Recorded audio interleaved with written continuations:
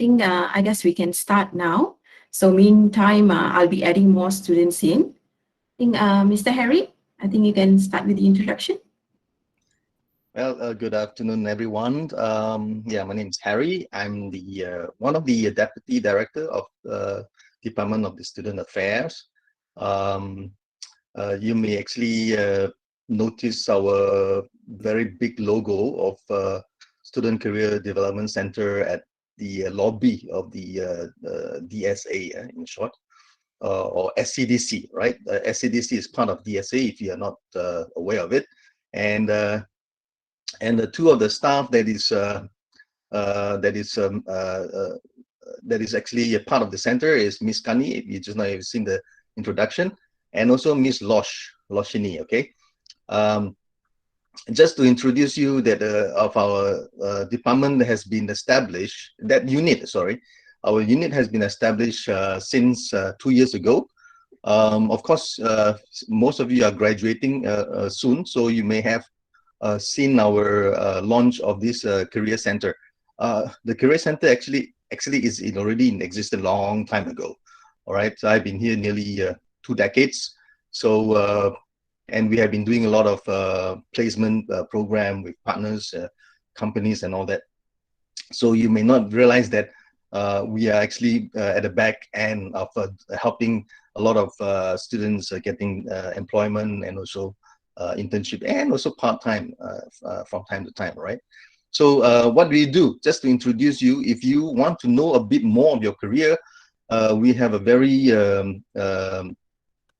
fully trained, even external partnership, just like Miss Karmen Lee. She is one of our partner trainer also for other things apart from career, also part of career development. Even in leadership, in the career choices of what you're going to do in the future as a leader. So we have a lot of services, career services. If you have not known, you can come and visit us. If you want to know a bit more about what you're going to do with your career in future, you can make an appointment with Miss Kani or Miss Losh. We have a lot of interesting assessment tools that you can find out about, okay, is this job suitable for me? You know, what career should I choose? I know that some of it may be a bit too late since you already graduated, but it's okay. You know, I mean, you can find out what is exactly that you like to do. Actually, you know, not what you may have been studied for so long. We know that a lot of time there will be a mismatch of jobs, mismatch of choices that you have made. It doesn't matter. In the end, it's what you're going to do that's the most important thing. So if you want to know a little bit more of, about yourself, even yourself, yeah, you can come and see us. As I mentioned, we have a lot of assessment tools and also a kind of very interactive way of yeah, assessing yourself better. Yeah. So without further ado, I'd just like to introduce Miss Kani and Miss Losh. You want to introduce yourself a bit more? Yeah. Yeah, I think beginning of the session, I've already introduced myself. Okay, I'm Miss Kani from SCDC, as you all know. Okay, so if you have, as what my superior has already mentioned, we have a few services to offer, and one of it is the career advisory. So anytime if you have any concern about your career pathway and all that, so you can always spend some time to do an assessment with us, and we will, help you through to explore your career. So I believe some of you are still in diploma level, and also from year 1 and year 2 of degree. So it's not too late. Okay, please do visit us either virtually or very soon if when our UC operates again. So you can always come and visit our center. So we have a nice center for you to come. Actually, I don't know how many of you have actually been to our center. It's a nice place. So hope to see you all around. Okay, I think I will be. I hope everyone will be staying until to the end of the session, because we will have a feedback. Okay, we will have a QR code for you to scan for the feedback, and this is also your attendance. So only through this feedback we would be you would be eligible for the soft skill points. Okay, so that's all from my side. Okay, Pastor Lodge. Yeah. Hi, I'm Ms. Loshni. As well Miss Kani said, if either one of us, myself, Kani, Miss Kani Muli, or Mr. Harry, we'll be available to assist y'all in any career-related matter and also internship. So yeah, that's all from me. I guess we can start the session. Yeah. So maybe I'll pass the time to want to do a bit of introduction, Kani, to Karmen, or you'll do yourself. Karmen, you'll do yourself. Yeah, maybe. It's okay. Yeah, I'll do it Karmen will be doing on my own. All right then. Okay, thank you, Mr. Harry, Miss Kani, and Miss Losh. So very good afternoon to all of you. Welcome to today's Bring Out Your A Game resume writing and interview tips. So before I start sharing screen and showing my slides for today, just want to do a quick survey. If you are in year 1, year 2, year 3, or year 4, so in the chat box, can you all just quickly type in what year are you currently in?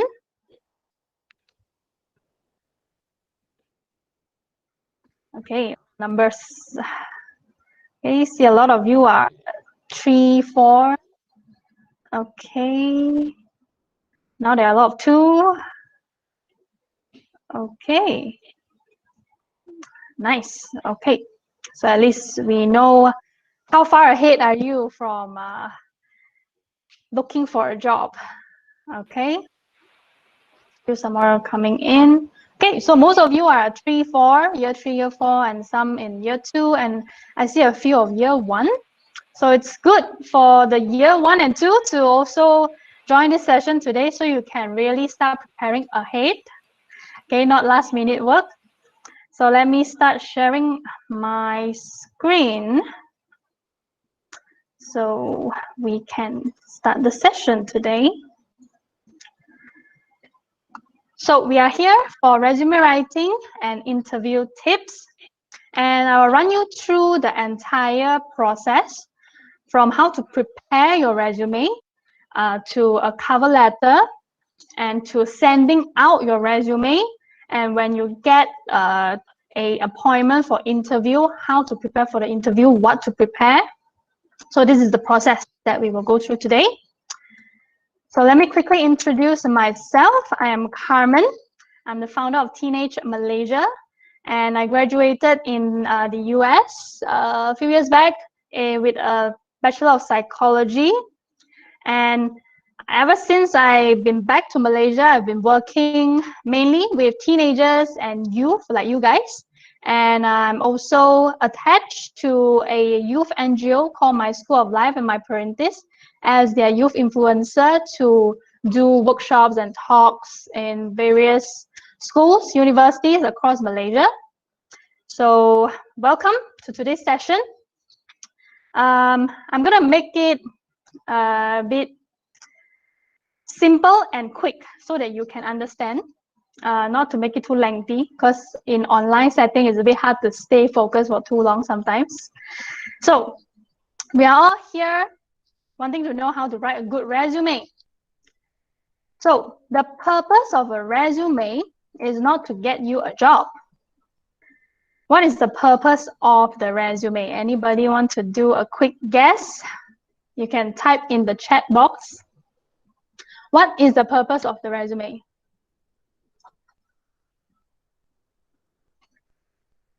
Anybody want a guess? Don't want to guess. Don't know what is the resume about. Okay, the function of a resume is to help you get an interview. Because nobody is going to hire you just by looking at your resume. They are just going to look through your resume and decide whether you can be a potential good candidate for the position.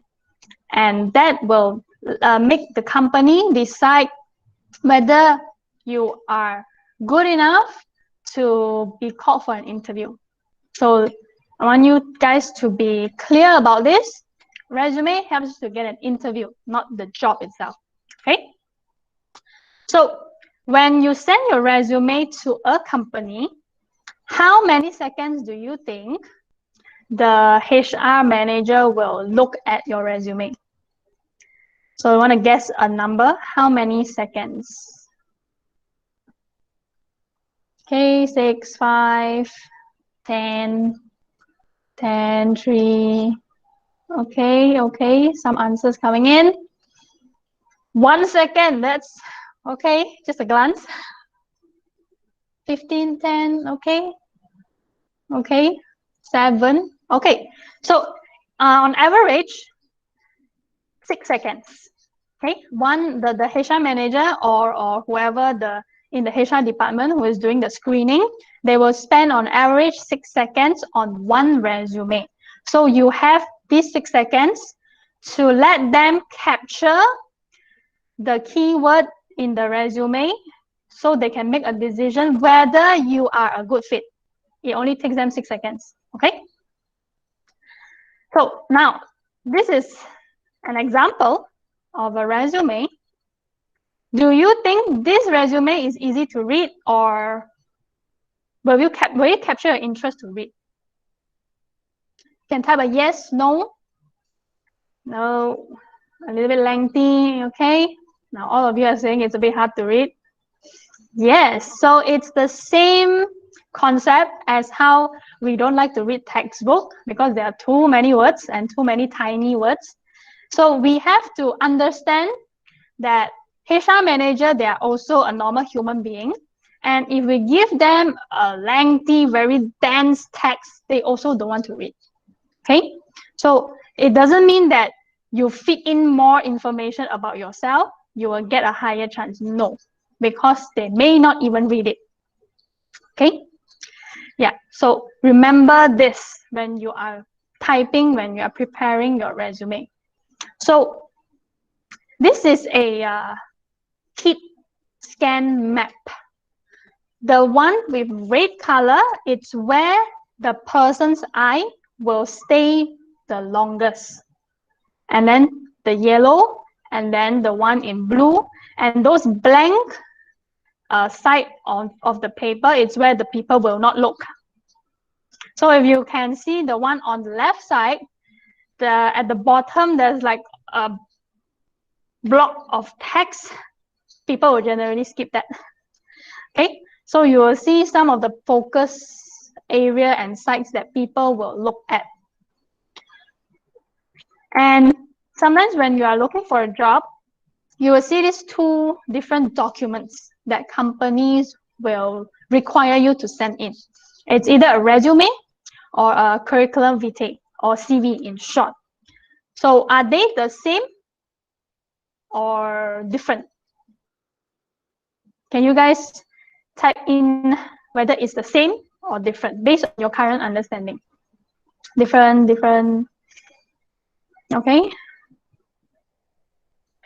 Okay. Yes, it's different. The function of each is also different, and what type of information you should include in each of these is also different. So a resume emphasizes on the type of skill set you have, whether you have accounting skills, whether you do marketing, you are good in using certain software skills. And it's used when we are applying for a position in a normal industry or company, public sector, non-profit or profit. So it's generally the type of company that we will apply a job for. And it's usually the longest is about 2 pages if you really have already maybe 10 years of working experience. So you can make it can really go up to 2 pages, then maximum 2 pages. And if it's for, let's say for you yourself as a student, fresh grad, usually 1 page is enough, okay? Okay, and this is an extra information. Usually for your case, we will put education first before work experience. But later on, as you work for a few years, you have more working experience, then we will put the education after work experience, because work experience is what people want to look at first, okay? Then what does a CV do? A CV emphasizes more on academic accomplishment. So if you are a master or PhD student, whether you have published paper or what kind of research topic you work on before. So more academic side of things. And it's generally used when you're applying for a position as a lecturer or a professor or fellowship, or you are applying for certain grants to do research. So it's really more for the academic side of things. And it's long. It can go up to few pages because they need it to be very detailed as possible, especially if you work on research and publish paper before. So all these details about your academic is included.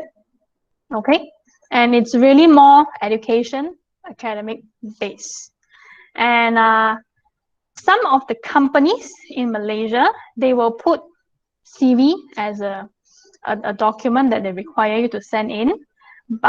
It could be because in Malaysia, we are not too clear about what actually is CV for. So now we know CV is actually more for the academic side of things. It's not 200% relevant for getting just a normal job in a company.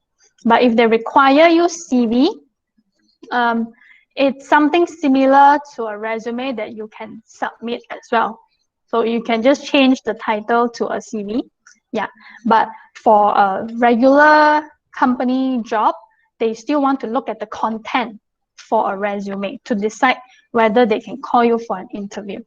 Okay, so is it clear so far? If it's all clear, can you type a number one in the chat? So I know all of you are good to proceed. Okay, thank you for the ones. Right, so let's move forward. So this is how a resume format will look like, the flow. So what kind of information should we have?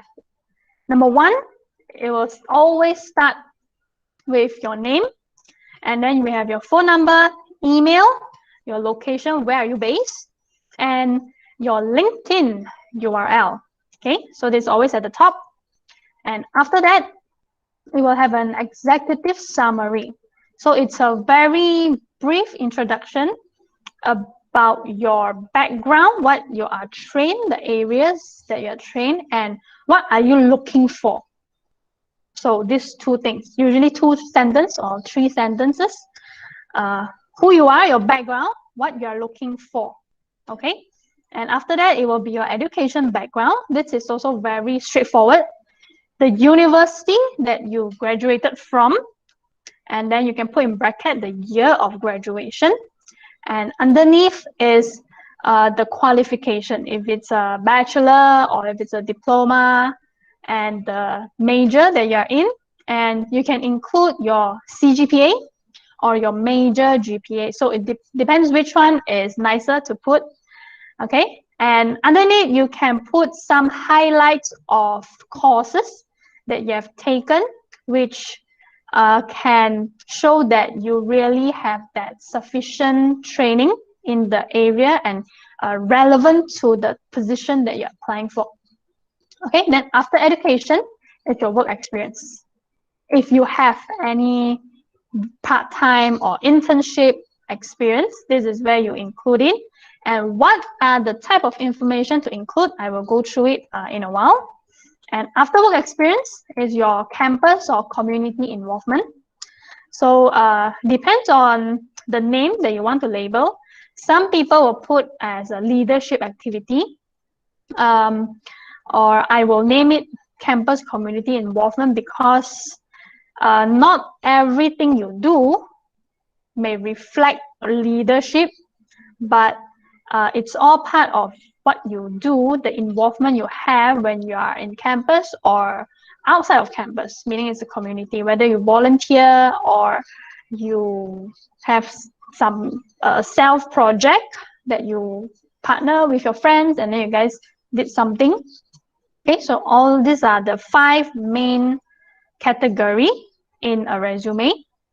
Okay, so in the first section where you have your name, you need to have a LinkedIn set up, preferably, because even if you don't include, right, they are HR manager who will search themselves.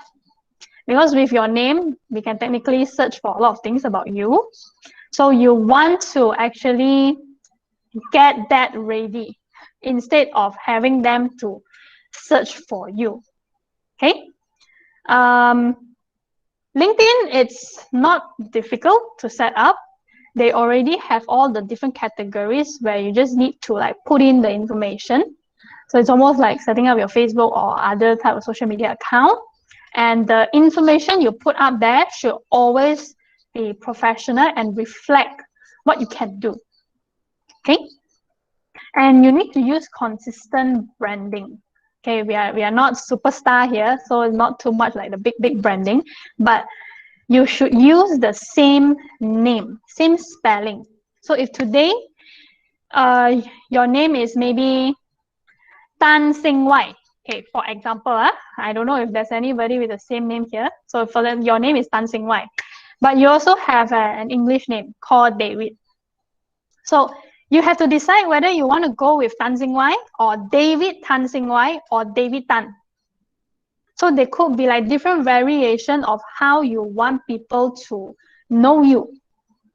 And once you have decided on one, use that same name in all your online profile. That includes your Facebook, your Instagram, your LinkedIn, or if you use any other social media account, make sure it's the same, because like I said, HR manager, they will really go and look for all these social media accounts to know a bit more about you as an individual, not just based on the resume that you send in.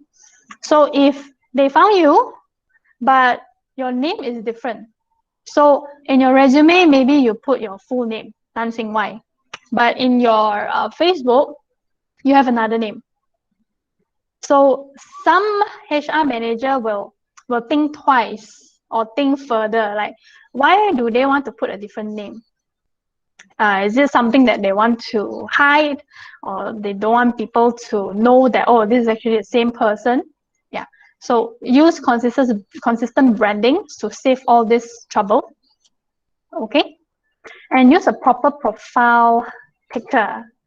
Okay. It could be a casual one, but it should look decent and proper, not with any funny signs or funny pose. Okay, make sure people can see your face, and just use one phone number and one same email address that you will check regularly. Okay, some of you may have like 2 phones or 2 different phone numbers. Just put one that you will always use. And the email address that you put in your resume, make sure you check every day, because they may reply your email. And if you miss it, you miss it. Okay. So far, any question? If you are all good, can you type a 1? Or if you have a question, you can type a 2. Okay, so far, all good. Did I see a... Okay, somebody type a 3. Okay, good. So move on.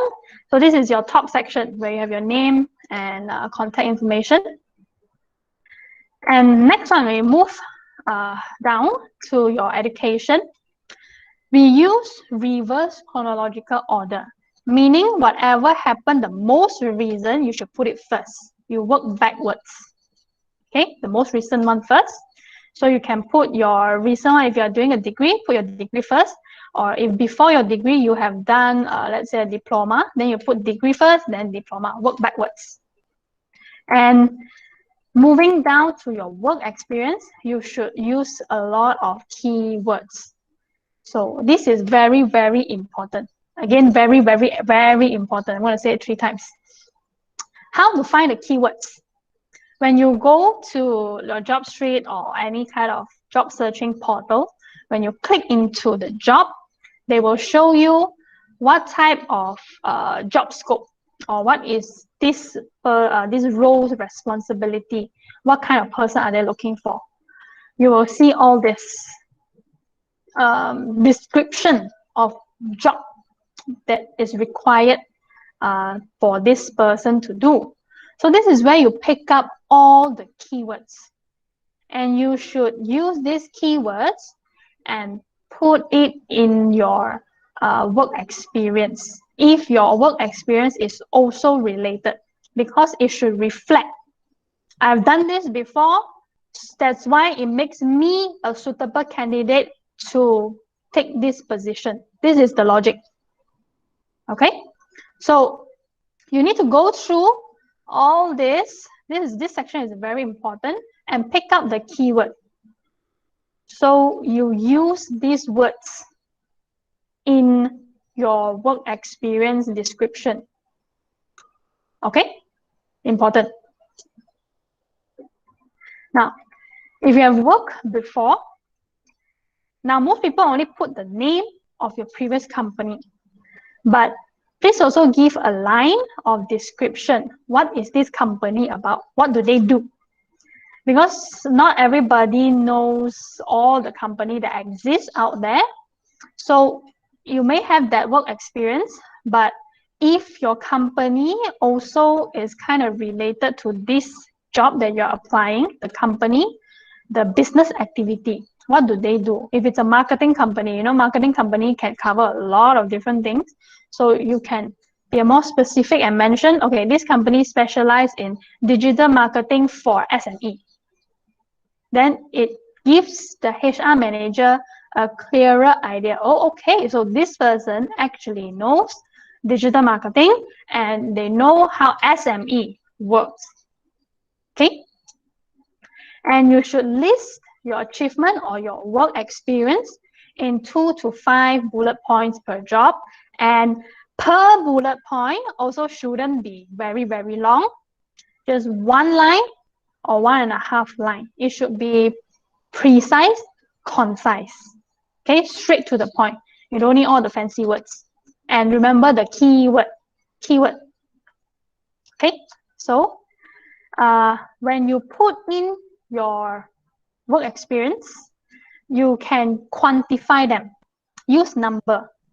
For example, if you do sales before, so you can quantify like how many sales you manage to close for the company throughout your working period there, or how many projects you work on. So use number, because number, it's easier to give people an impression and understanding. All right. And the way you write that sentence, put the result first. Close how many number of sales by doing cold call. Result first, and then followed by the action. What did you do to get that result? Result, action. Okay? And now, as you see in the past few slides, I have space in between each line because white space draw readers' attention.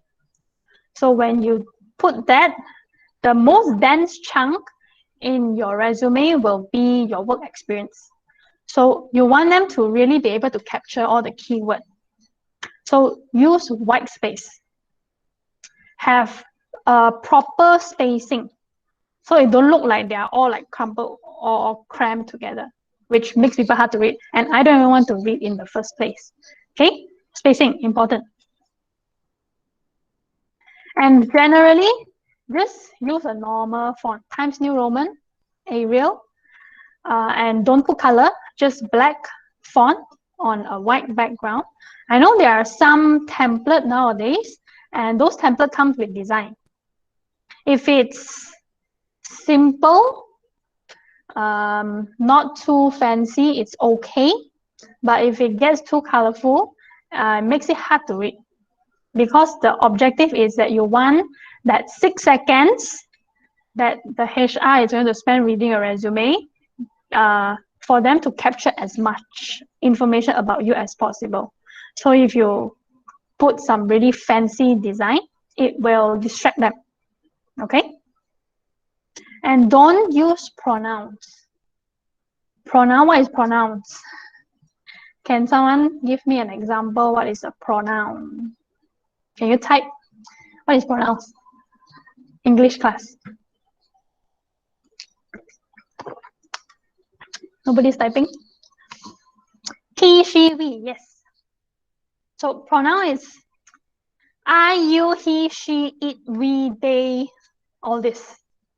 Because in the resume, you're just gonna say the verb and then the action and then describe the situation. Don't say, I work in blah, blah, blah. I am responsible to da, da, da. No need all this. Just go straight to the point and say what you do. Manage customers' account by blah, blah, blah, blah, blah. Okay? Don't use all the I, you, we, she, he, they. Okay? No. And don't put any unnecessary photo. You can put your own photo at the top next to the name and your phone number and all that. But in the other section, don't put photo. Don't put table. Just words. Okay? And no header, no footer. We don't need all that. And the last section, after all that categories that I showed you just now, here we will also have a reference. Okay? Don't put this line, references upon request. It will actually make them a bit angry because they have to screen so many things. And if they think you are suitable, they are not going to spend another time trying to ask you, oh, can you give us your reference contact? Just give them. And before you list your reference, please ask the person whether he or she is willing to be your reference. And let them know that you are putting them in if they agree to. And now they are actually submitting resume to different companies. So when the company actually contact your reference know about it. Because if your reference don't know, if they call, the reference is going to say, I don't know who is this. And it's going to look back on you. Okay? Every time, make sure you ask. And then put them in. Put two. So for your case, who should you put? One, it could be your major lecturer. Okay, whatever major you're in. The lecturer that you have spent some time working with. And you know that this lecturer also really know you as an individual. So they have certain things to say when the company contact them. Okay. And second, it could be your club and society teacher advisor who know you outside of academic. And if you have worked before, it could be your ex-company's manager or even the boss. Okay. Most importantly, ask them first. Okay. Any questions so far? Is it clear? It's clear. Now let's type a 2. If you have question, type a 3. Okay. Clear so far. Okay, that's good. Right. Moving forward. So this is how a resume will look like. At the top, name, phone number, email, LinkedIn, and then executive summary. Remember, no pronouns, so no all the I recently graduated, no. Just straight away say recent graduate of Tunku Abdul Rahman University College with a major in something. Okay, this is your background, and then what you're looking for. What type of career goal you have. Okay, second sentence. And then education, put your CGPA or major GPA. And then this is your work experience, the company, the position that you work in, the duration, from when to when. And then the line below, you see this one in blue, is the description of what the company does, the business activity. And then bullet point, 2 to 5, and preferably just 1 line or 1.5 line. And use keyword. Okay. And next is, same goes to your leadership or campus community involvement. What do you do? When was it?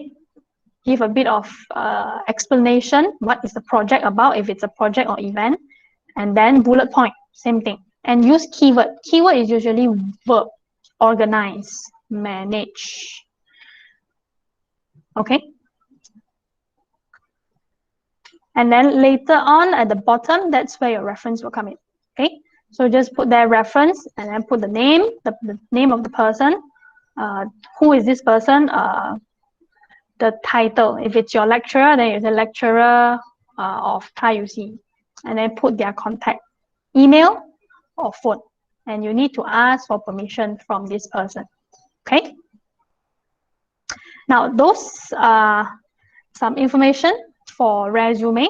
So following all that, all this content will give you a good resume to go.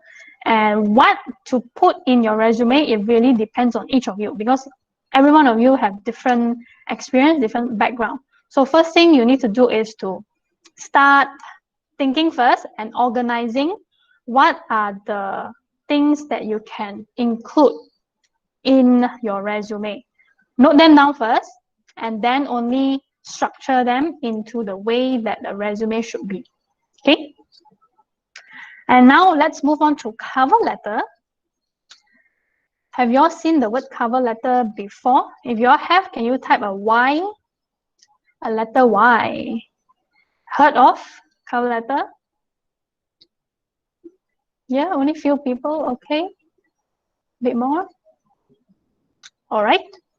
So not all jobs, not all companies will ask you to send a cover letter together. But if they specify that they want you to send a cover letter, this is how you should prepare. So as the name says, it's a letter. So the way you type it, it's similar to a letter. So on the left-hand side, you will start with your personal information first, your name, address. And in this case, you need to also include your phone and email. So it's similar to your resume, the top section. Okay, but this one, we are just putting it in a letter format. Okay, so first section, your personal info, and then the date when you type the letter, and then it's your employer's contact information, the company. If you know who is the person that you should send your resume to, then put the person's name, the department, the company name, the address of the company. I mean, now with Google, we can technically find like the address, even if they don't include it in the website. So all this is the next session, and then you start typing the content. Dear hiring manager, or if you already know the person's name, you say Dear Miss or Mr. the name. Okay. So this is the sample. Okay, how the letter look like. It's really like a letter, but this one, it is missing the contact, your phone number, your email. Okay, but this is to show you how it will look like in terms of the formatting. So the content, what to write. First paragraph, you should introduce yourself and express your interest in whatever position that's offering by the company. Okay, and a bit of why you think you are a good candidate for the job. And second paragraph, we will put in your past experience that's relevant to the job. And third is, what can you bring to the company? Meaning, what type of skill set or knowledge that is relevant to the position and that makes you the most suitable person. So usually it's these three main paragraphs in the content section. So what exactly you can put in at each paragraph, I have a breakdown for you here. So the first paragraph, it's where you introduce yourself. Who are you? Your education background, and then the job you're applying for, and how you heard about the job, if you found it on LinkedIn or JobStreet, or somebody referred you to the job. And why are you interested for that particular position? And the last one, why are you the one? Okay, why are you the most suitable person? So this is the same paragraph that I took from the slide earlier.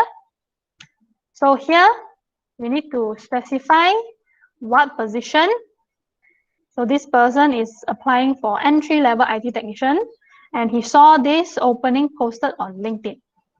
And his background is a recent graduate from this university with a Bachelor of Science in Computer Science. And why this person is qualified? Because this person has a knowledge in this system, experience in back-end, and precise attention to detail. So all this information in the first paragraph. And second paragraph, it's where you can talk about how you are a good fit. So how your past experience make you a suitable candidate for this position. So using the same letter, the sample. So this person, he thinks he's a good fit because he worked as a student worker in the university's technical service department before. And what did he do? He troubleshoot all these technical issues. He assisted with server maintenance and install equipment. So these are his experience. And then while he employed there, he assisted with this project and helped improve the response time by 12%. Experience, achievement that can show that he is a good fit. He is a good candidate for the position. Okay, so second paragraph, tell the HR manager what you learned before, what you experienced before in the past that make you a good fit. Okay, and then the third paragraph, you focus on what you can bring to the organization. So here, this person, he said he understands that this company is seeking to expand their cloud computing services. Okay, this line shows that you actually research about the company. It's not just because I want to get a job. He actually studied what is the company's development about. So it's important, and you can relate that to what you can do. And this person specialized in his thesis on cloud computing. So now you see the relevance. What the company wants to expand is what he is, in a way, trained on. So this is an exciting opportunity for me to use this educational background to work as an IT technician position in the company. Okay, so this is the logic to prepare your cover letter. The three paragraph is the most important. Those are your major content. Okay, and same thing, it shouldn't be long. It should also be straight to the point and precise. And break the sentence. Don't write one long line that goes on for like 3 lines of the paper without a full stop or a comma. Okay, break down the sentences so it's easier for people to read. Okay, it's the objective is for the person who read to understand what you can do, not for them to be impressed by your English writing skill. Okay, you're not writing an essay, right? So the last paragraph, it's just a ending. You just state that I am available via phone or email at what time to what time. If let's say you are still in your last semester, you have class sometimes, so you want to state the time that they can call you or they can have a chat with you, and then thank them for reading. And if you are in any professional field, let's say like accounts or even in law, you are yet to take your certificate, the exam, then you can also mention. Okay, and then last is just yours sincerely, best regards, and then you sign the letter, and then you put your name. It's really like a letter. So any questions so far? No question, give me a number 1. If you have question, give me number 2. 1, 1, 1, 1, 1. Okay. Okay, so far everybody is good, right? So let's move on. Now you have your documents, resume ready, cover letter ready. You can now send them out. Okay, now there are two ways. Usually they'll ask you to email, or if you apply to some job searching website, you can apply through their own system. Okay, so here I'm going to talk about yourself emailing all the document to this company. Okay, you have to know that email is not your messaging app, so you cannot type. You cannot type like how you chat with your friend. So it needs to be formal. It's a proper sentence, a full sentence with proper spelling and vocabulary. Okay, please remember that. And here I'm going to show you a few bad email ethics, which are things that you shouldn't do. One is sending email without subject line. So when a person receives an email without the subject line, it will look like this in their inbox. And for some people, they will not open because I don't know what is this email. It could be a virus, it could be a scam, so I'm not going to open it. So don't do that. Please insert a subject line. Number two is they put the content in the subject line. So it will look very long. It also doesn't work. It shows that you don't know how to use the email, okay, which is bad. And next is you only send an attachment, but no subject, no content. You only send the file. I don't know what is it about. And or four, you send the file, but in the content, you just put one short line without telling people what is it for. What do you want the person to do with the file?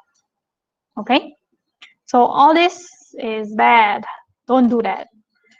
This is how you should draft a proper formal email. Number one, always think of a subject line. It's the summary of what this email is about. So if you're applying for a position, then just put that applying for whatever the position is, or marketing executive. That's good enough. At least when the email comes to the person inbox, they know, okay, this is an application. And number two, in the content, address the person first. Don't just type. So it's similar to the letter. It should also have a format. So dear Miss or Mr. David, and then enter to the next line. Then only you start typing your content. So if it's your first time sending the email, please remember to do this following two things. Number one is to introduce yourself, because nobody knows who you are. Say your name, who you are, and if you are representing a company or organization. This is important, especially when you start working. You may have to start contacting your client or business partner, and if you are like new to the job, you need to do this so that they know, oh, this is a new staff of this company. If you just send something without telling who you are, they are also confused, and it will reflect on you, like, oh, this person don't know how to send email properly. Okay, and after you introduce yourself, you have to clearly state the purpose of the email. Why are you sending me this email? What do you want me to do? Okay, it's very important, especially when you start working. And number four, clearly state. Don't just say that, oh, sometimes I know you're in university, you organize event. Okay, now because of COVID, we cannot organize. But back then, when you guys are still active, you will search for sponsors, right? And there are some I have received before. They just say that, oh, we are having this event and looking for your support, full stop. So what kind of support are you needing? You need to be specific. Like, we are looking for cash sponsors. We are looking for product sponsors. You need to be very specific. Okay? And number five, always end with thank you. Because nobody owe you anything. Please thank everybody for doing anything for you. All right? And you need a sign off with your name. Sign off meaning it could be best regards, sincerely, and then you put your name, your full name, and use a consistent name. Okay, if it's David Tan, then David Tan all the way to everybody. Don't change. Okay, so this is the logic how you should draft an email. And when you are going to send a job application email, now I have a sample for you. So first, dear sir or madam, if you don't know who is the person, I am David Tan. Your name, who you are, your background. I'm an accounting degree graduate from TAIUC. And you have to state the purpose of the email. I'm writing to you to apply for a job opening of accounting executive. And in that email, you can give one paragraph of your brief background. Okay.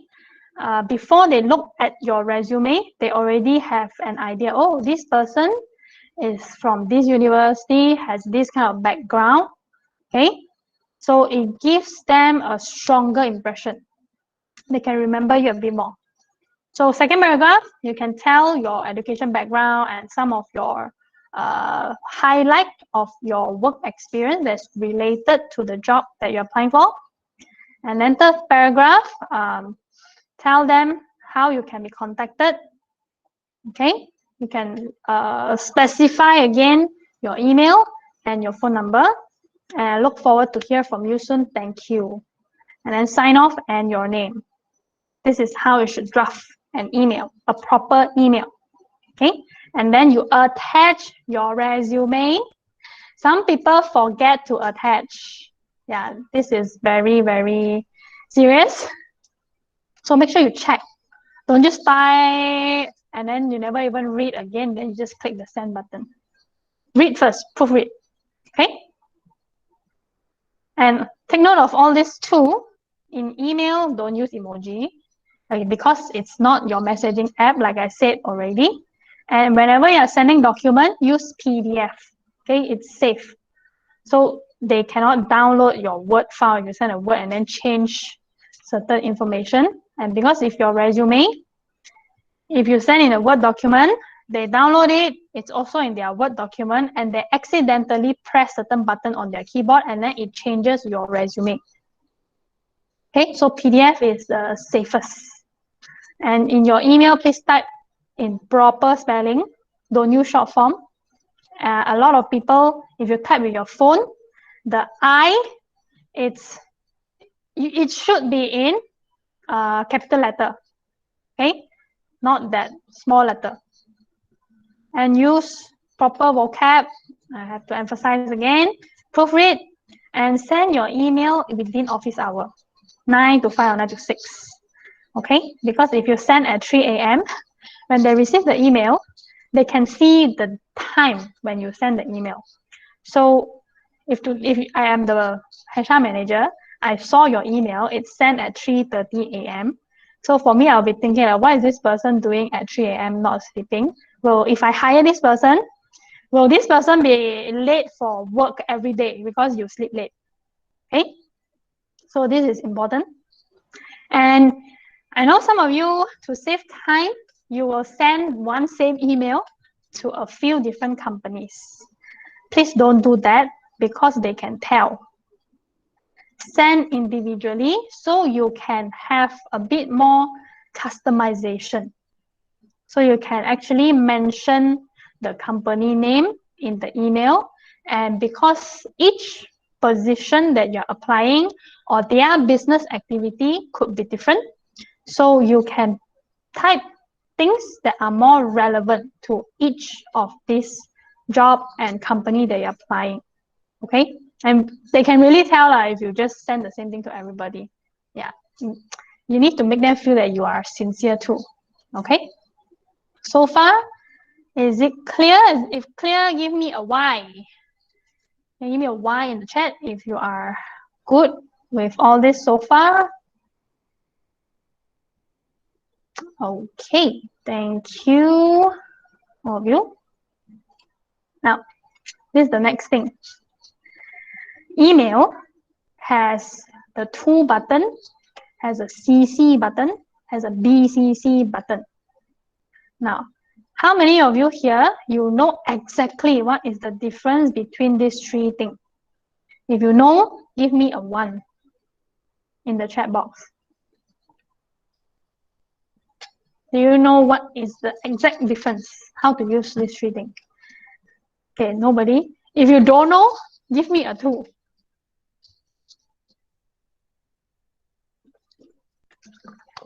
Okay. A lot of you not very sure. It's okay. So if you put a person's email in the to category, this will be the main recipient. And this person can see who are the people you also send to under to and CC. Okay, this is very straightforward. Whoever you're sending to, just put in the to category. CC is when you are sending to a person that needs to get the information, but you are not requiring them to do anything. They just need to know, but they don't need to do anything. That's why you CC. So CC can also see who is the other person that you send to under the to category and other CC category. And this will be more relevant when you start working. So when you are dealing with a client today, and you are sending a confirmation email to your client, you also want your manager or your boss to know that, yes, this deal with the client is confirmed. But you just need your boss or manager to know. You don't need them to do anything. So you put your manager under the CC category. Okay? So this is what CC is. Then BCC is the category that if you put this email in when they receive, they cannot see who the other BCC recipient is. And if you see the flow of it, BCC is also for people who just need to know the info, but no need them to do anything. And usually the to and CC person cannot see who is the BCC person that you send to. Okay, it's usually used when you need to send the same email to multiple people, but you don't want each of them to know who are the emails that you also send to. So this is the function of like to, CC, and BCC. Is it clearer now? If it's clearer, can you give me a 1?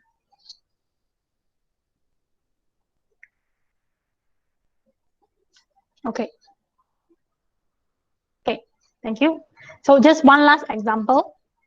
When you start working, you are using the same example. You confirm a deal with the client already. So you are sending the confirmation email to your client. So you put your client under the to category, and then you CC your manager. So your manager know that this deal is confirmed. And in the same team, you have other colleagues. You just want to let them know. Then you BCC your colleague. Okay? This is how you use these three, to, CC, and BCC. Okay? Clear? Great. So now there's this system that some company also use in their HR department. It's called applicant tracking system, or short form ATS. So when they receive your resume, it will go through this system, and this system will automatically filter the resume according to the requirement that the company has set. So they filter and then they will categorize the resume into tier, the top tier, the middle, the bottom. So of course, if you want your resume to go to the top, because those at the top, it's where the HR manager will look through individually. Because for some big company, they have like different types of job opening in the same period of time. So every day there will be people sending in a resume for different positions. and there will be a lot. So using a human, you can't really screen through everything. So they use this system to help them filter. So they will only look at the top tier of the filtered one, meaning those are the one with a higher percentage of the matches of the person that they're looking for.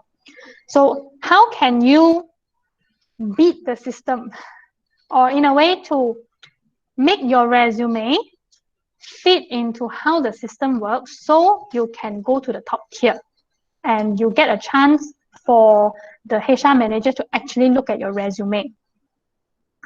It's very important to use the job description keyword, because how they filter, it's also through keyword. They are looking for a person who can do the job. So this is important. That's why you have to really, really take note of this when you are writing your job past experience and all that, and use the keyword. And you need to, in a way, custom make your resume for each company. Because even if it can be the same position, it could be marketing executive, but different company may have different requirement, different like job scope that's required. So you may need to edit a little bit here and there for each company that you're applying. It really requires some effort, okay? So it's not like a one fit all kind of thing. And use a common font type, just Times New Roman Arial, because this system, they will change certain word if they cannot recognize it. So if you use a too fancy wording, the system cannot read, then they will change the word to another word that they think it is. Okay, because some system, they will extract information from your resume to a standardized template for the HR manager to view. So they may not really seeing your actual resume, but they will see in the template that it's easier for them to view. So please remember these three key things, okay? Keyword, keyword, keyword is the most important thing, because that's how they filter, okay? And if there's some company, they will have their application system already built into their website. So you apply directly through the website, and they may have question, like open-ended question. You have to type in your answer. So when you type in answer, it's also a same concept. You use the keyword as much as possible, so they know that, okay, this person fit into the requirement, because it's a machine, it's a system. So it's in a way a bit stiff. So if you go with the keyword, at least you know it's safe. Okay, you're good with ATS? Give me a O.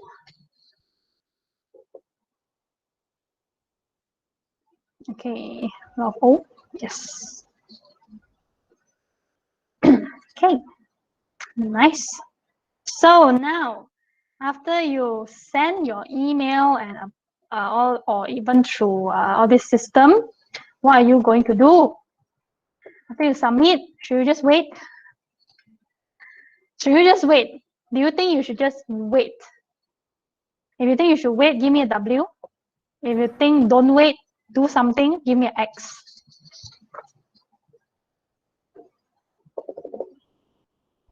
Should you wait, or don't wait, do something else after you submit your resume? If you just wait for them to call, give me a W in the chat. If you think waiting is not the only thing, then give me an X. Okay. Love X. So yes, you can't just wait. Let me tell you straight, you cannot just wait. You can actually do something. What can you do? Follow up via email, or you call them, but not the next day. Okay, 1 week later, weekly. If you send on a Monday, and if within that 1 week you still haven't received anything, you can follow up the following Monday. Okay, once you follow up 1 week later, still no news, then again 1 week later follow up. If it's too close, it can get annoying. Okay, so you either email them in the same email that you send them. You can just send to the same email. How should you type? Again, follow the format. Dear who and who, space, I have submitted my resume last week. Give the date when you submit for the job opening of whatever position. I would like to follow up with you if there is any feedback or if you need any additional information from me. Look forward to hear from you. Thank you. Okay, just a short one so they know you are taking it seriously. You remember that you actually submitted a resume to this particular company. Okay, or if you want to call, if they have a number, and if you know exactly who is the person that is in charge of this hiring, then you can call to the company. And same thing on the phone, still ask them in the proper sentence. Hi, I would like to follow up with regards to my submission of my resume for the position of blah blah blah last Monday. I just want to check if you guys have received it because I have not heard from you since my submission. Okay, and if you use email to send, you can actually install an email tracker. It's like a plugin for Google Chrome. So it will tell you whether the person opened your email or not. Okay, it's some trick that you can do to tell whether your email has been opened. All right. So this is just halfway. You only send in your resume. And remember what I mentioned about the function of a resume. It is actually to get you an interview. So today you submit already, and 1 week later they call you. They think you may be a good candidate. They want to schedule an interview with you. Okay, so now you are going for the interview. So in an interview, what is your understanding or what is your impression of how an interview should be? Anybody? You can type in the chat. How should an interview be? Is it just you talking, or the managers do all the talking? Or what should happen in the interview? Anybody? Okay, this one you may need to type. I'll give you a few more minutes.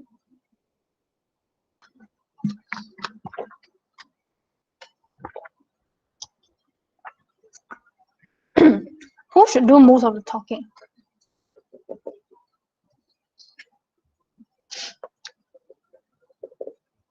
Yeah, anybody? Yeah, I'm looking at the side because that's where my phone is to look at your chat. You should talk more. Okay. Okay. Any other answer? Okay, you can type while I continue. Whether or not you should talk more, it depends. Okay, depends on the situation. Yeah? But interview is usually a conversation, meaning both need to talk. I talk, and then I throw some things to you, and then you talk. You share your part, and then it's back to me, and then I share my part. Okay, so no one person should be doing like 90% of the talk. Okay, it should be a two-way process. Okay, and it's also a get-to-know session. Because they is the first time them seeing you, is also your first time like stepping into the company. So for them, they want to know you. For you, you should also know what is this company like, whether it is suitable for you. And first thing first, most important thing you need to do is you need to dress to impress. So for guys, for male, wear shirt. If you want to look more formal, just wear a long sleeve shirt. Okay, make sure it's not too loose or not too tight that the button looks like it's going to burst. Okay, just nice.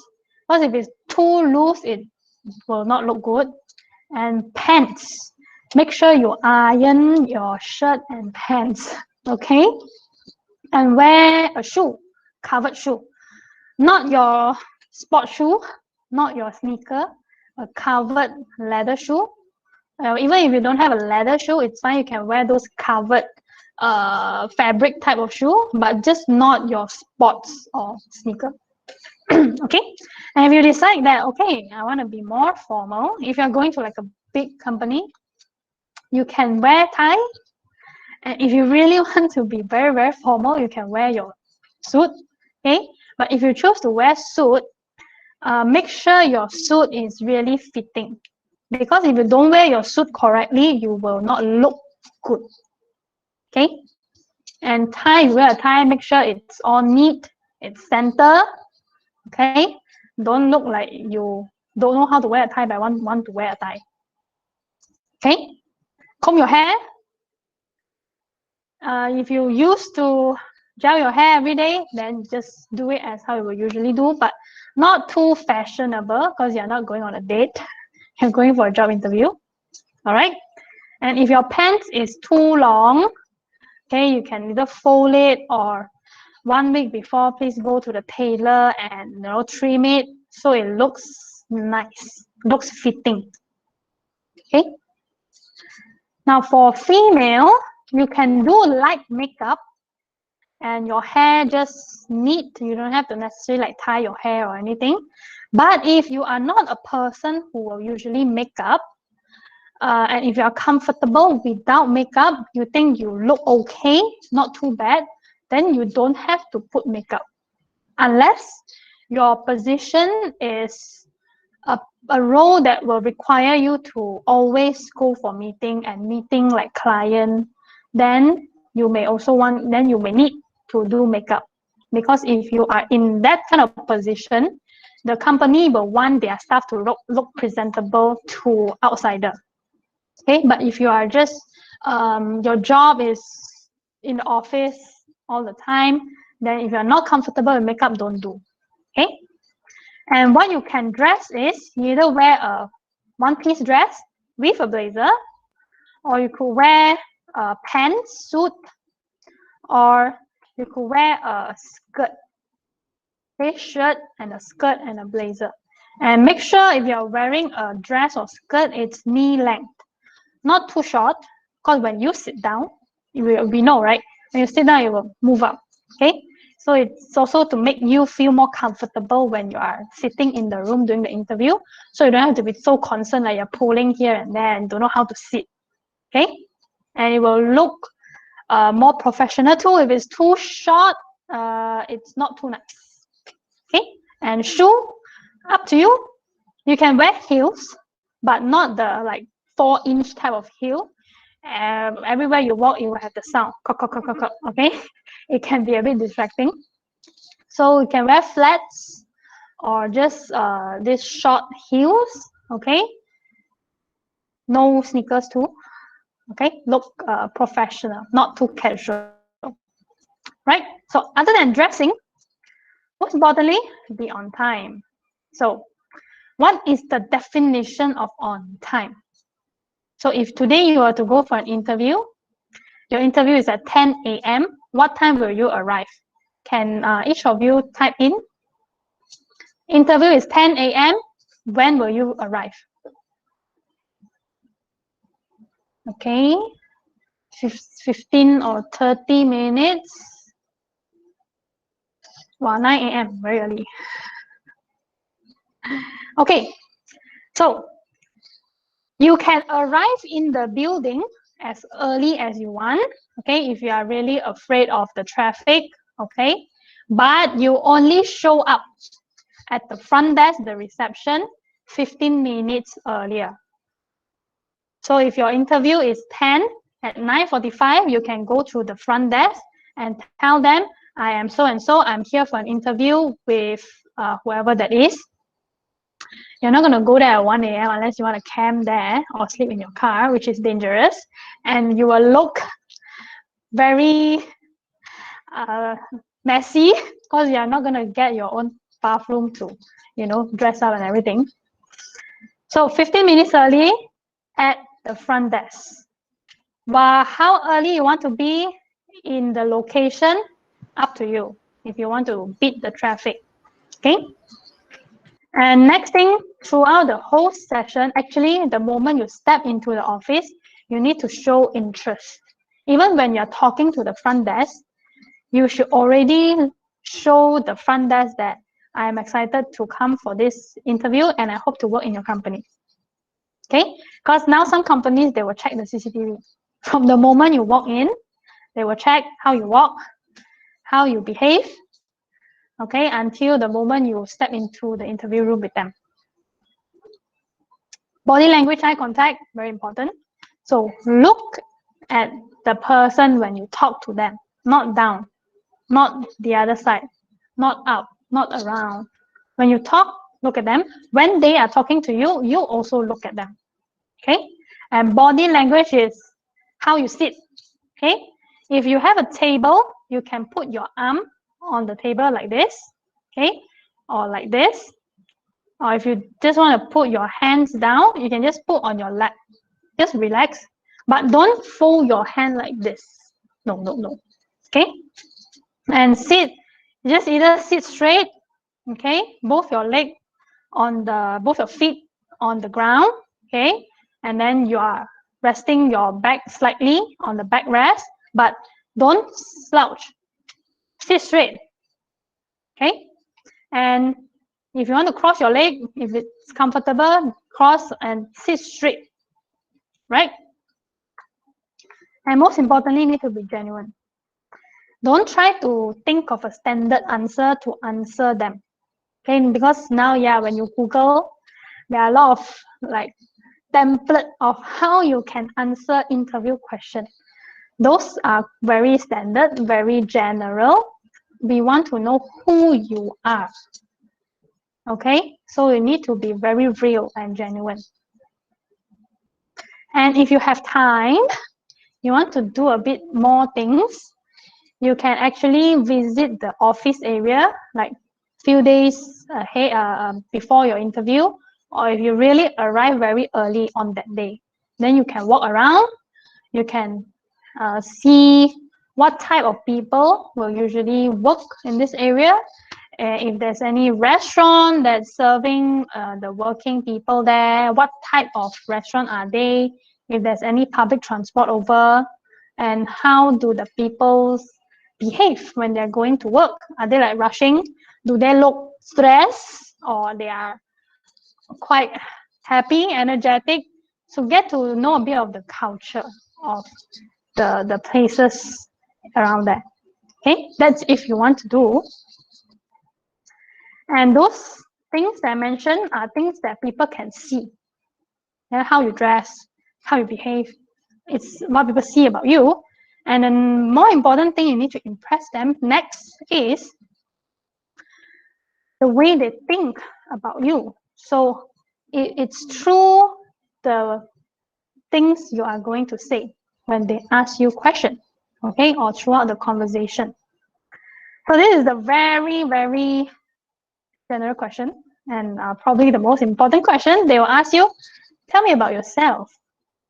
So there are 4 general areas about this question that you can look into. One is really about you, your background. Number 2, your work experience, knowledge. Number 3 is your ability. Number 4 is whether you can fit into this company, their culture, the way they work. So we go in number 1 first, about you. What are the type of questions they will usually ask?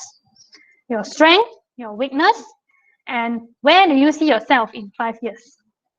Okay, this sounds like a simple question. Okay, and it's a question that you need to think about the answer for yourself. Okay, and you need to think of your weakness. Nobody is perfect. Everyone will have a weakness. So don't go in and tell them, I don't have a weakness. That is bad. Okay, because it makes you sound very arrogant. Okay, so think of all this, reflect on what you have done in your group project, your assignment, and if you have interned before or you worked before, think of that period of time when you work, what you experience, and if your superior, the manager, they have talked to you before, like, oh, I think you are good at this, start to reflect all this. So all this can become your answer, okay? And it's okay to tell them your weakness, okay? And the way you structure your sentence is, yeah, I am still lacking at this area, but I am doing something. So you need to, okay, you cannot lie, you cannot bluff. You have to really are actually noticing that, okay, I'm really weak at this area and I want to improve. So I am now trying to do this and this and this so that I can be better. Because like I said, we're all human, nobody's perfect. You can have a weakness, but they will want to see that you are a person who has self-awareness. I know what am I lacking and what do I do about it. So if you can show that you are actually taking some action to improve yourself, then now you are turning your weakness into a good quality of yourself, because now they know that, okay, this person wants to learn and this person is taking the time and effort to learn and improve, right? So this is the three main and the usual question about you. So next thing is your work experience. So skills is the things that you put in your resume. So you shouldn't lie in your resume, because if you really get the interview, they will look at your resume and ask you the question. They may even ask you, oh, you mentioned that you did this in your previous company. Can you tell us more about what you do? Okay. And what makes you want to join the company? Don't just tell them some, fancy things. It needs to be genuine, needs to be true. And one important thing is you need to research about the company. What is this company about? What do they do? What type of projects they are working at? What type of service they offer? What kind of product? So don't go in without knowing anything about the company, because they hate people like this. You don't know what you're applying for, then why are you here? Okay, even though they are going to explain a bit more about the company to you, but you need to first know about the company. Okay, and why they should hire you.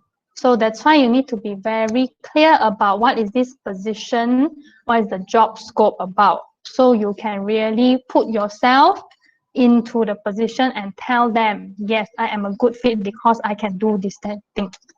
All right.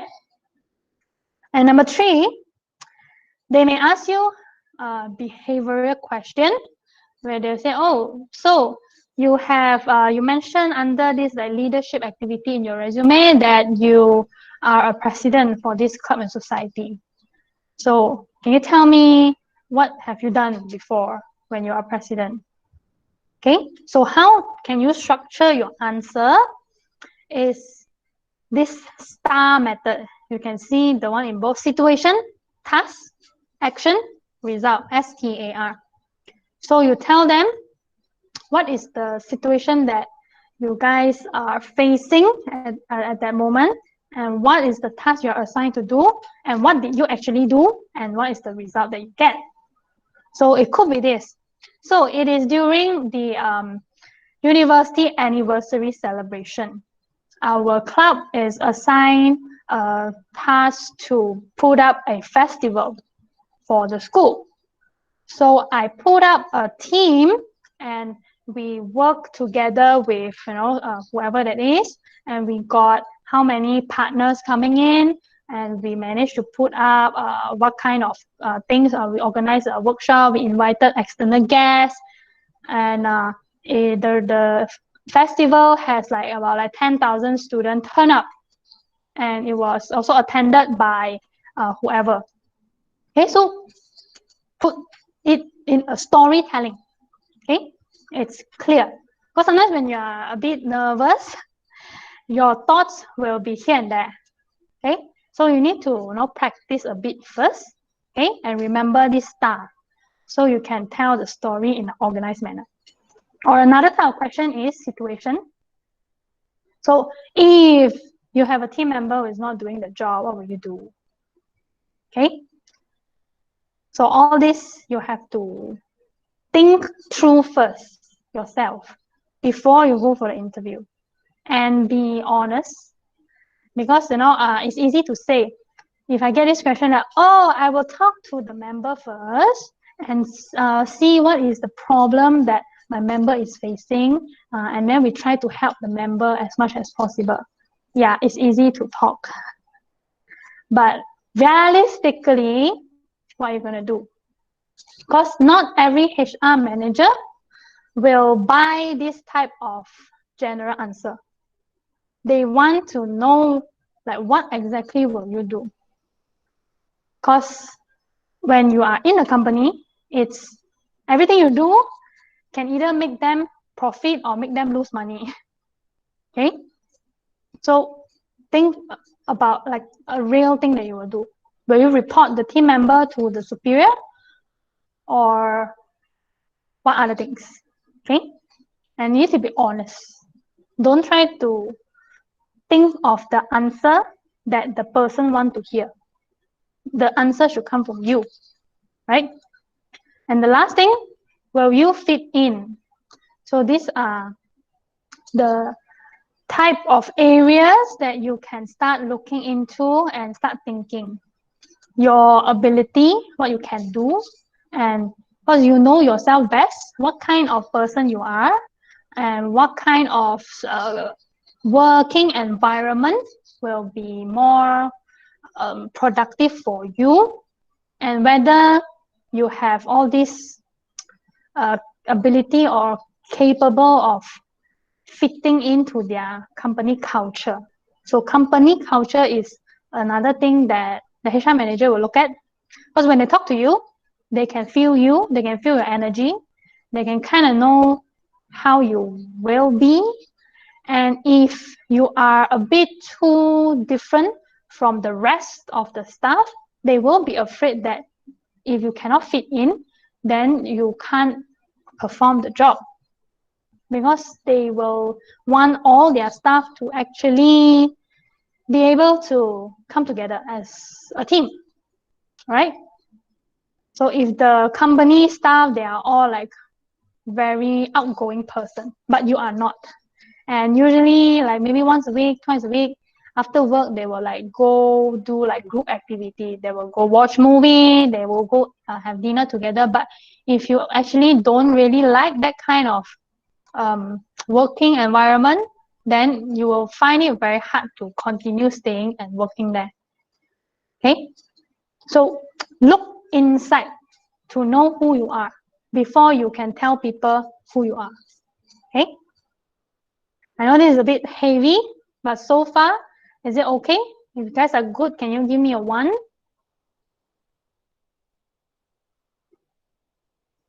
Okay, thank you.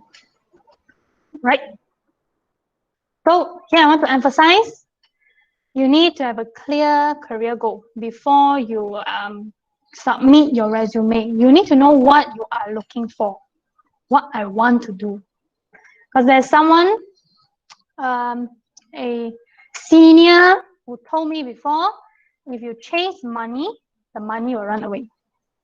But when you have a higher goal, the money will come to you.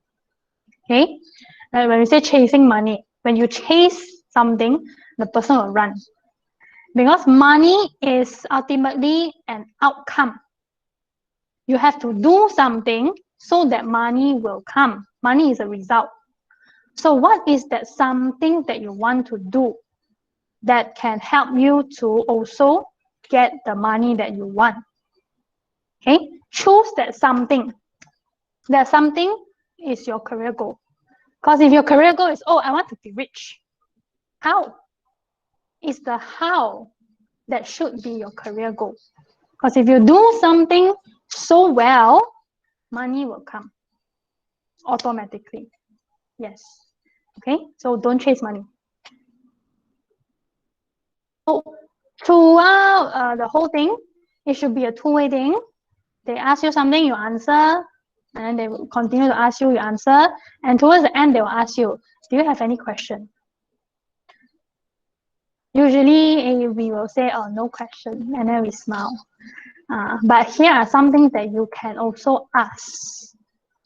One is the professional development. What does that mean? So if today you're fresh grad, usually the position will be junior executive. So you can ask, oh, usually how long will it take for a junior executive to be promoted to senior executive? Or from junior executive to manager, how long will it take?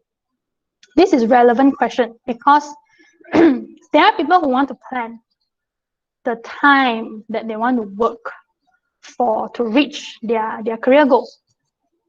And then you can also ask about the position. Is it a new position? Or if it's not new, then did someone work here before and they left? Or you can ask, why did they leave? Okay, but you have to judge this yourself. When you ask this question, you have to observe the reaction of the HR manager, because some company, they will not be so comfortable telling you why their ex-staff left. Okay, if it's a smaller company like SME, sometimes it's okay. But usually the big corporate, they are more careful because it's also about their company's image. And you can also ask the company's management style. How does the manager manage their team? Is there a systematic way across different teams and departments, or it's up to the manager? And you can also ask, okay, if I were to join the company, who will be my manager and how is this person like? Yeah. Okay. And if you think the whole conversation has been quite nice, the flow is there, the interviewer is also quite happy talking to you, you can ask them, hi, sir or ma'am, can I ask you what is your experience working in this company? So you create a better bonding with them if they are open up and start to have a conversation with you. Okay. And there are also definitely questions that you shouldn't ask. Number one is something not relevant to the job or to the company. You're not going to ask them, oh, where do you usually have lunch? It's not too relevant unless you are already like working there. Then you can ask your colleague. And second thing is money or benefits related. You can ask, but you don't ask directly. Well, you're not going to ask them, does your company pay staff for OT? If you ask this, it's too direct and it doesn't look very good, but you can change the way of asking. Can I know if there is a OT system for your company? Or what is the OT package for your company? Okay, so instead of asking like a very specific question, how much or do you pay for OT? You ask in a general context. What is this whole OT system like for your company? Okay, then they will answer you. Right? And some generous do's and don'ts, as I mentioned, dress properly, smile. Okay, even if you're nervous, still smile. At least you look more pleasant when you smile. And must do homework on the company. Don't go there and not knowing what the company is doing. It's bad. Okay, and another important thing is your phone. Don't just put it on vibration mode. Turn off your phone. Like really turn off. Okay, so nothing can distract you. Because if it vibrates in your pocket or in your bag, sometimes it will have the sound when it's vibrating and it rub against your bag or your cloth, it will have the friction. It will still have that sound like zzz, zzz, zzz sound. Okay? And really, you have to be prepared. So ask yourself those questions first. Because if you don't know the answer, no one else will help you find the answer. And things you don't do is don't go and tell them that, oh, I really need a job. You know, I have to pay my PTPTN and all that. So please hire me. Don't show all these things to the interviewer. Okay? Because they are there to assess you whether you are suitable for the job. Okay, don't beg them or don't look desperate. And throughout the whole session, again, body language important. Don't like touch your face, touch your nose. Don't do that. Don't fold your arm. Okay, and sit properly. Don't sit like you're going to cafe, just like slanting down. Sit straight. And off your phone so nothing will disturb you. Nobody will call you or anything. And don't start going into like personal problem. They are not interested to know about your friend, your girlfriend, your family. Okay, stay professional. Okay, so far, is everybody good? If you're okay, give me an A.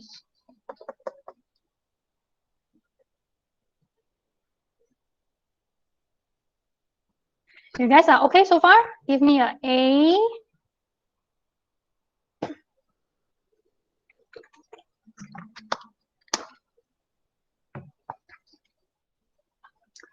Okay, great.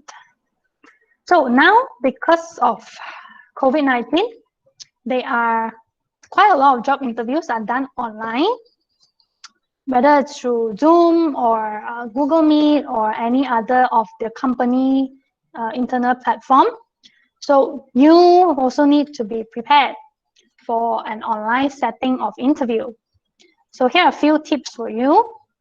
One, choose a neat background because they don't want to see your messy bed with all the clothes lying around.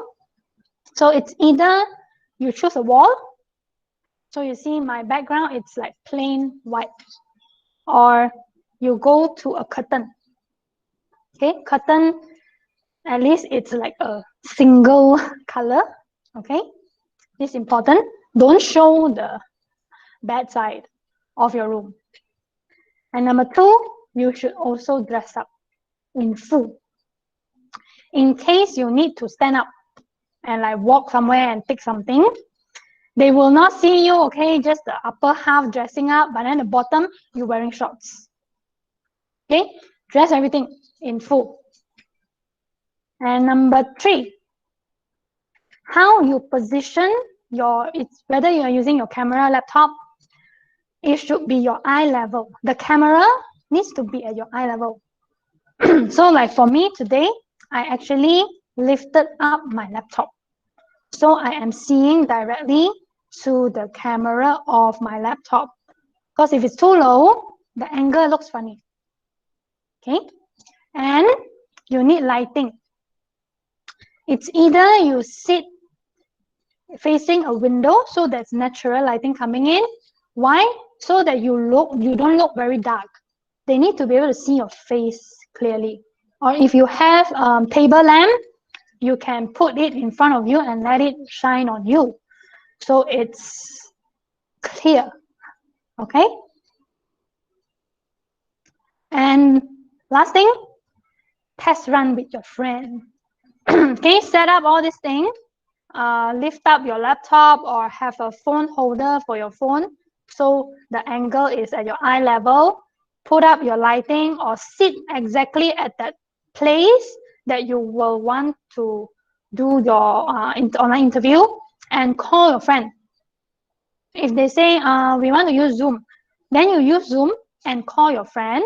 So you test your headphone, you test your microphone, and you see whether you look good in that setting. And you can still change a bit if you think it's not very nice. Okay? Because on the actual day, if let's suddenly, I cannot hear, or they say, oh, I cannot hear you talk, your microphone got no sound. All this technical problem will affect the interview flow. So if you can already run it yourself, you know everything is working, so it's more secure. Okay, at least you also will feel a bit more confident. Okay, everybody clear? If you are clear, give me a C.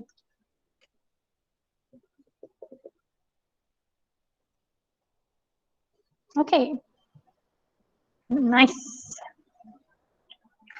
And of course, last but not least, if you're in a house, tell your family members or your housemate, I am doing an interview now or what time. Please do not disturb or do not make noise. And put a note at your door so they don't suddenly open your door and come in or knock your door or shout at you. It's important because they can hear, your interviewer can hear if somebody is making noise or shouting your name. Okay, if it's your housemate, yeah, sometimes if they shout certain funny words, yeah, it's gonna look funny too, right? So here it's almost the end of our session today. So we have gone through resume, how is the structure like, and what are the type of information to be included at each section, and how to word the sentence, and then your cover letter, what are the type of content, and even to interview, the type of question, the more important question for you to prepare ahead. And because we can't do a physical setting, so I cannot check your resume in person. But if after this, you are going to start drafting your resume, you want someone to check it for you, you can email to me. Here is my email address. And I believe Miss Kani and Miss Losh also, they will be able to have some resources for you if you need someone to go through your resume. And here are my social media if you want to follow, and if you want to contact me via social media in the future. So now I will give you the QR code, and this is where you also need to fill in order to get your attendance and in order to get your soft skill point. So here is the QR code, or if you prefer typing the link, here is the link for you.